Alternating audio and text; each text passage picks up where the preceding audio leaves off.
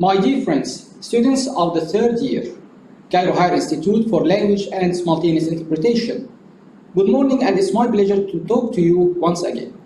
Really, I miss you so much since I first met you face to face. But in this semester, inshallah, we are going to have to meet each other once again. Inshallah, in this semester, we are going to have Shakespeare and Restoration drama. I think you have a good deal with Shakespearean drama, especially that you dealt with an example of his comedies, which is entitled As You Like It, when you were all students of the first year. And in the second year, you had Dr. Faustus, which wasn't a Shakespearean play, but it was an Elizabethan play. So it belonged to the same age. But in this semester, inshallah, we are going to have something different. We are going to have a Shakespearean history play, and we are going to have a restoration comedy. And because you have a good deal with Shakespeare, let's start with presenting an overview of the course, and we are going to start with a Shakespearean play entitled Julius Caesar. This is what you expect, but in reality, we are going to deal first with restoration comedy. As you may see, Shakespeare and Restoration drama. The course overview gives you a hint that it is a course that will last for just one semester. It means that you are going to have an exam by the end of this semester, inshallah. And so far assessment or evaluation is concerned, as usual, the course is evaluated in 100 marks. 80 marks for the final examination and 20 marks for the year's work. In this semester, inshallah, we are going to focus on just 4 main objectives. We are going to have a restoration play, and this necessitates that we are going to be introduced first to restoration literature, and before this, we need to step just one step backwards to have an idea about the restoration age in general. And the information we are going to grasp will be applied to a restoration comedy entitled The Way of the Wallet. The Way of the Wallet is written by a prominent restoration dramatist whose name is William Congreve. And as I have just told you that we are going to study a Shakespearean play entitled Julius Caesar, and Julius Caesar is classified as a history play. So we will be first introduced to history plays, and then we are going to study Julius Caesar. In both cases, we need to read, understand, and analyze. I repeat it. We need to read, understand, and analyze. The course material that you are required either to have or to collect or to conduct, you are going to have the 2 texts of the 2 plays, and each play will be dealt with separately. And the textbook of the 2 plays will be given to you through CHI's outlet. But at the same time, you need to have an idea about restoration comedy, and you will have to gather some information about history plays. And there are numerous books, either on the internet or in the library. We are going to have 2 kinds of presentations. We are going to have on-campus presentations.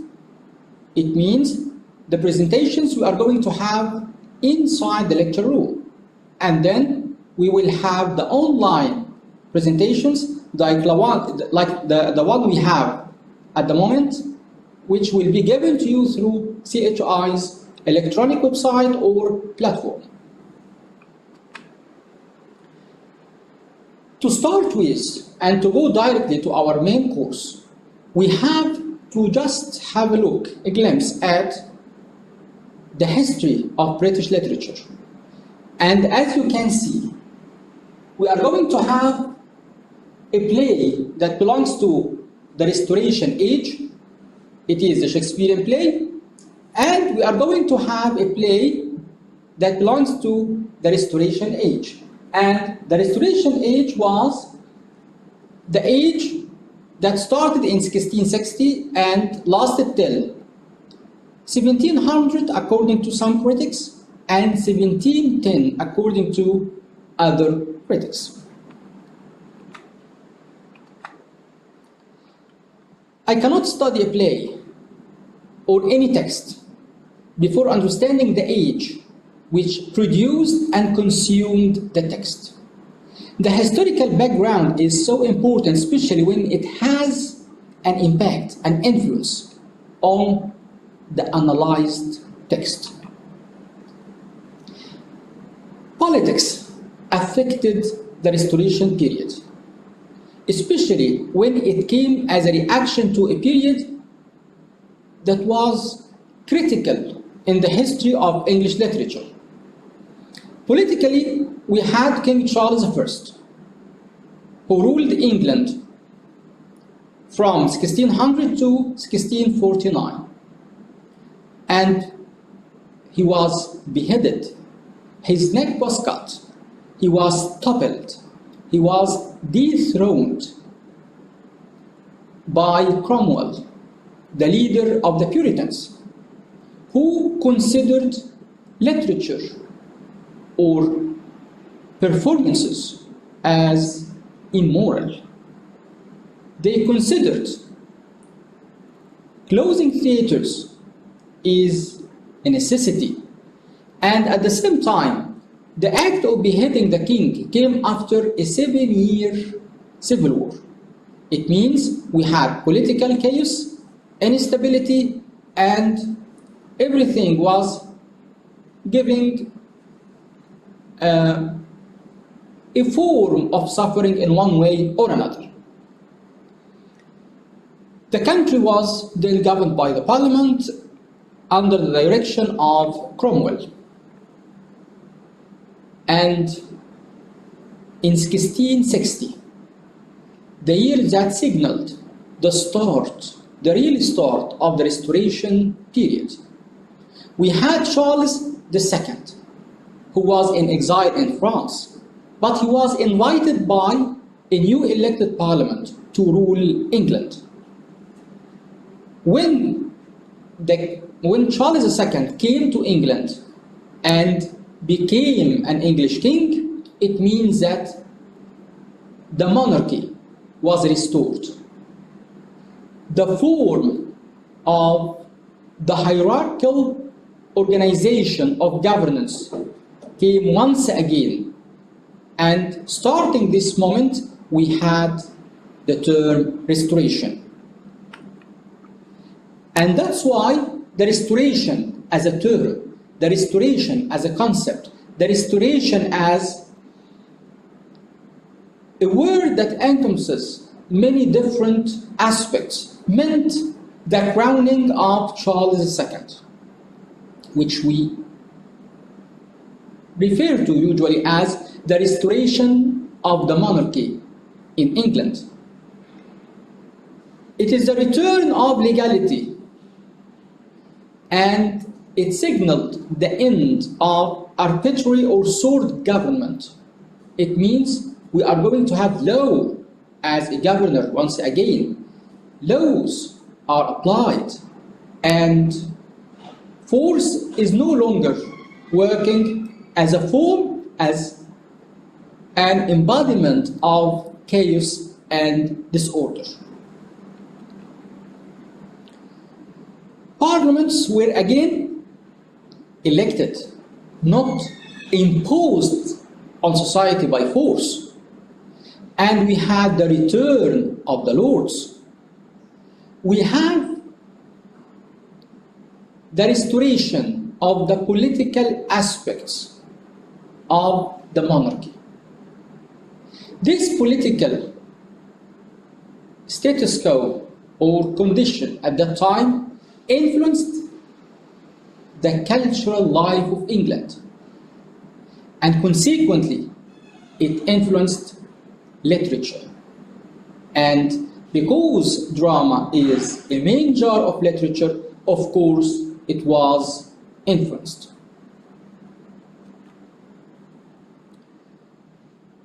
When the Puritans ruled England and they closed the theatres, there were no chances for women to perform.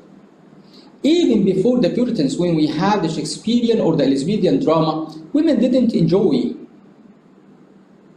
performance or participating in performances as the state which came after the restoration of the monarchy. Now, in the Restoration Age, we are going to have women as actresses. We are going to have the king's personal interest in literature and in theater in particular. And that's why Restoration acting companies try to organize themselves once again, organize their activities. They try to develop theatrical performances like the Shakespearean days. When we talk about the Restoration period, we are going to have some difference among historians in relating the term to particular dates. So some literary historians believe that the period started in 1660 and ended in 1685, while other historians refer to it as extended to the year 1688. And as I have told you, that a third group of literary historians believe that the period lasted till 1710. For us, the students of English literature in general and of English drama in particular, Restoration drama reflects certain aspects, and they embody the same aspects which reflect the Restoration period. The restoration of the British monarchy in 1660 was the cornerstone of that period. And we had a revival of interest in literature. We had revival of interest in drama in particular.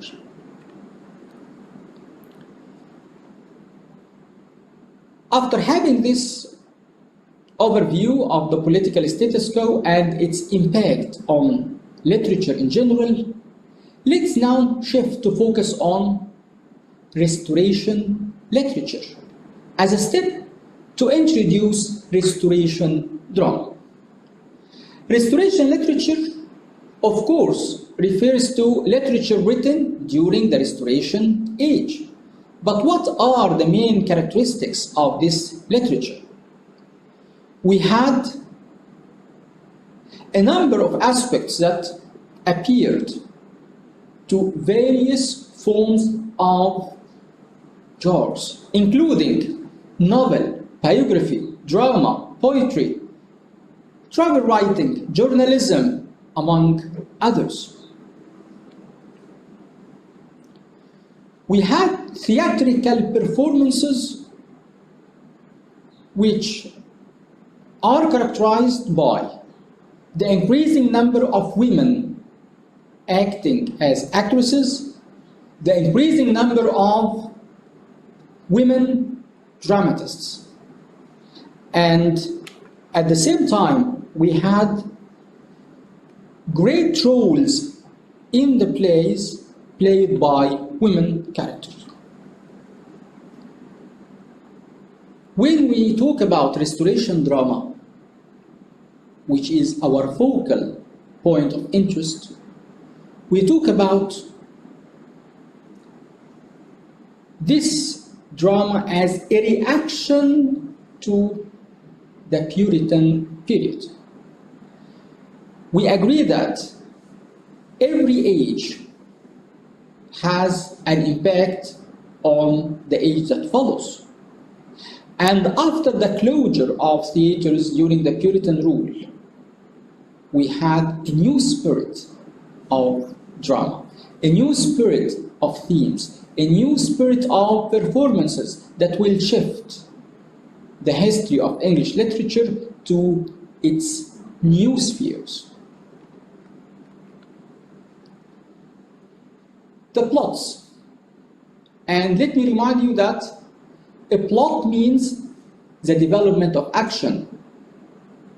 It means the development of the situations in drama, or what we call dramatic incidents, began to develop and end with focus on gender, sexuality, love, and marriage. The focal interest of Restoration drama was one or two, or maybe more, of these four aspects. And we have multiple plots. We agreed when we were students of the first year that we had a main plot and a subplot.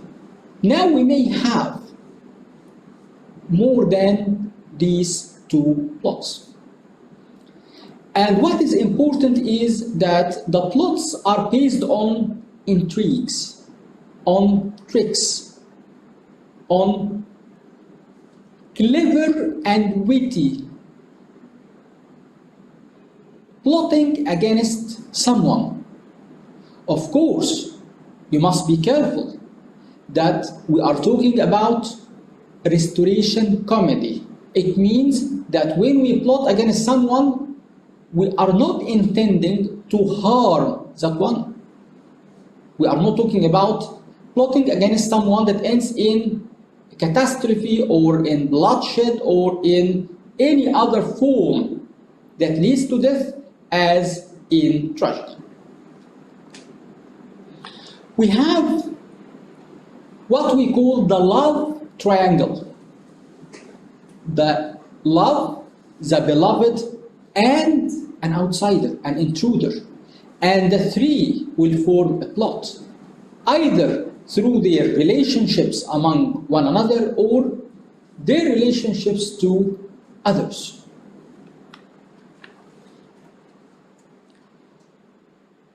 Another aspect of Restoration drama or Restoration comedy is the appearance of a highly sophisticated and elevated style of drama.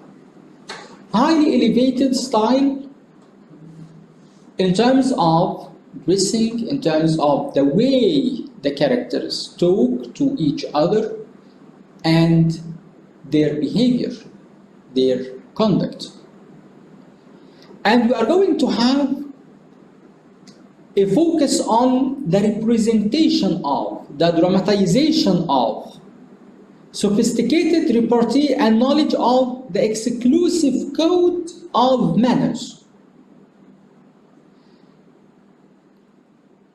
A very remarkable characteristic of Restoration drama and Restoration comedy is quick and prompt response. The characters talk to each other in a very quick, clever, and intelligent way. This way is usually encapsulated in the form of humor. They are going to have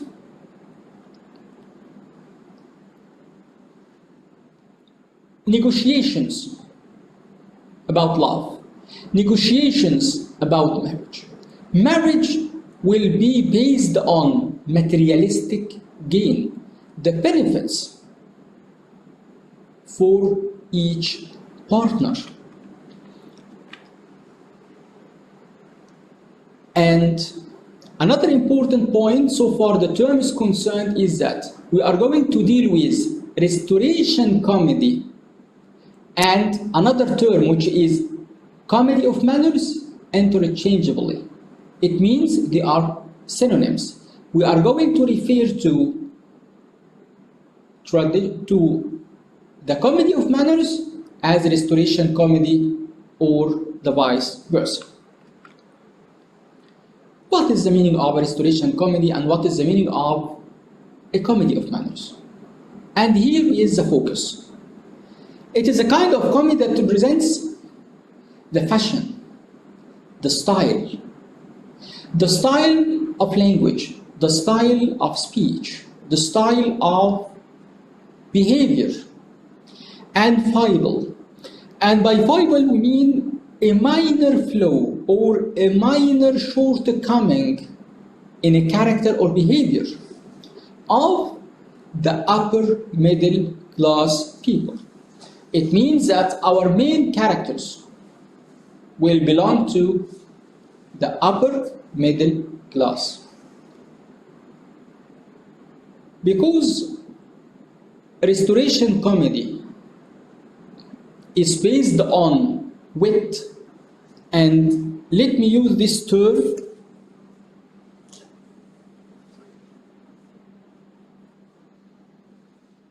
as a focus of interest. Wit, W-I-T. And by wit we mean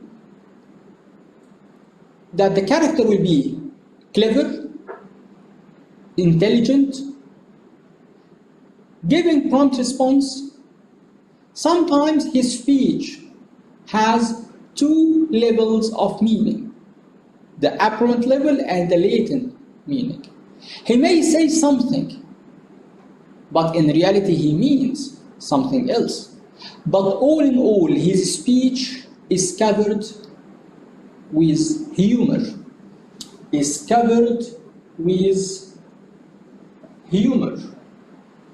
And this humor will cause amusement. So you will be amused by the character's speech, because the speech reflects the character's humor, the character's intelligence, the character's ability to give very quick response to the point under discussion. At the same time, restoration comedy or the comedy of manners will talk about gossip.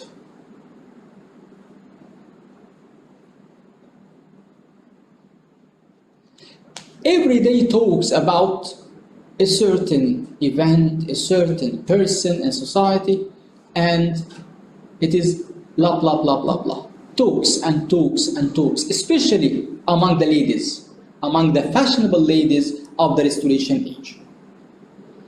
And because the main themes are love and marriage, marriage and love, we are going to have romantic relationships, which will be brought under the microscope, and they are going to be dealt with and analyzed in some detail while we are reading the text of the play. The play represents, any play, any restoration drama, represents satire, a humorous attack on the follies of society. The follies of society are brought under the microscope in order to shed light on people's actions and reactions towards these follies. And we are going to have a main theme, appearance and reality. And again, what is said is not necessarily reflecting what is felt or what is meant. In this case, we need to focus on the two levels of meaning. The apparent meaning, apparent comes from appearance, and the latent meaning, which reflects the reality. We are going to have the language of the upper class society, of the middle upper class society. It is not everyday language. It is not the highly poetic language of Shakespeare. No. We are going to have a language of the upper middle class society of London in particular. And that's why in our analysis of the setting for our play, we will discover that the whole play takes place in London, and London constitutes a cornerstone as a setting in Restoration comedy. What is the meaning of the comedy of manners in some more details? It's a type of drama that observes, and observe means to focus on details and understand the relationships among these details, to carefully watch these details. But you will observe with satiric amusement. There is satire and amusement, I have just explained it. But this satiric amusement is related to the behavior, the wit, and morality of contemporary society. Morality, the morals. I am a middle-class citizen in London.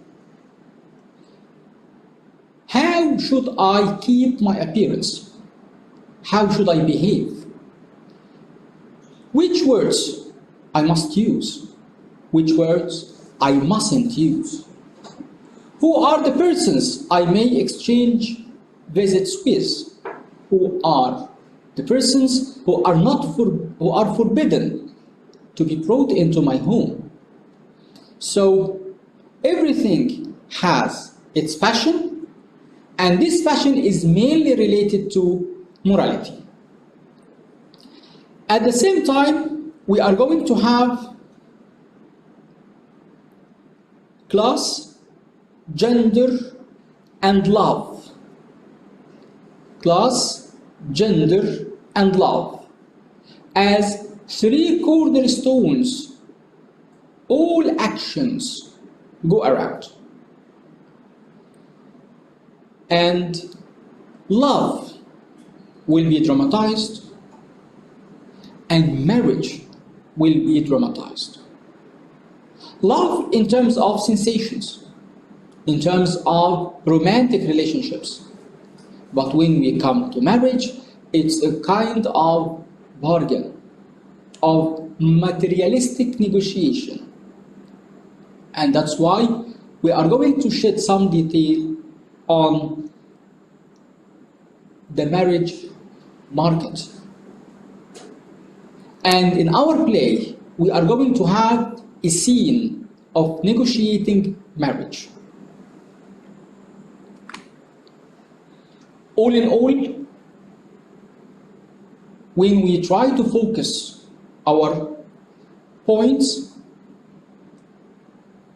on a number of aspects, we may say that the comedy of manners deals with the lifestyle of the urban aristocratic classes of the English society.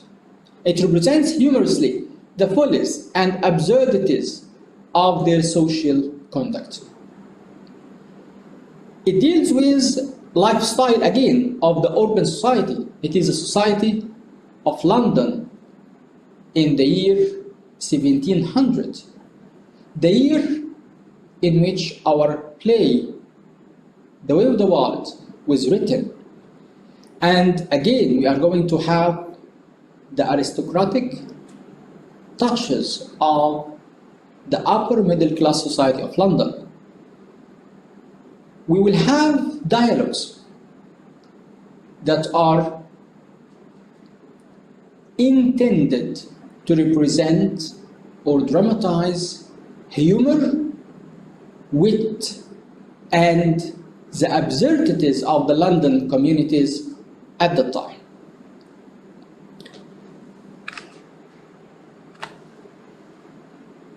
By the end of this first online lecture, I just remind you that we are going to have 2 plays to study, 2 plays to read, 2 plays to analyze.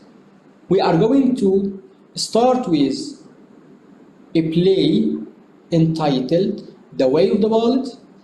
It is written by William Congreve. It belongs to the Restoration Age, and we had an overview of the Restoration period. Till I first meet you face to face, you are kindly required to read any summary about the play, try to gather more information about Restoration drama, and inshallah we are going to start reading our play directly in the coming lecture. And till I meet you, I hope you a fruitful year, a fruitful academic year, and I wish you all the best. Thank you so much, and see you soon.